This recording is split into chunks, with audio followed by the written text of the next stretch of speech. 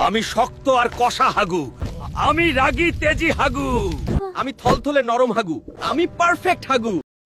বাইরে ভাই, খাবার দাবার তুই তুকারি করে ভালো কথা, যে আমারে খা, গাজর টাজর এগুলা কয় আমারে খা, ঠিক আছে, ভালো কথা, ভালো কথা।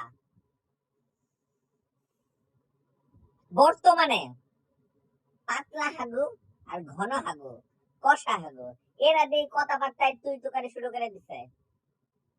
ভাগ্য ভালো কয় না আমারে খা, ভাগ্য ভালো এটা কয় না, কিন্তু ওরা ওরা তুই তুকারি শুরু করে দিছে যে কিল্লিকা কষা হাগু হয়, কিল্লিকা পাতলা হাগু হয়, কিল্লিকা শক্ত হাগু হয়, কিল্লিকা নরম হাগু হয়।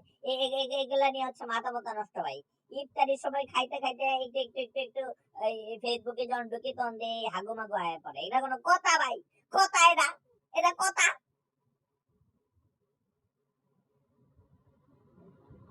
খাওয়ার সময় ভিডিও দেখলে এই হাগু মাগু চলে আসে ভাই।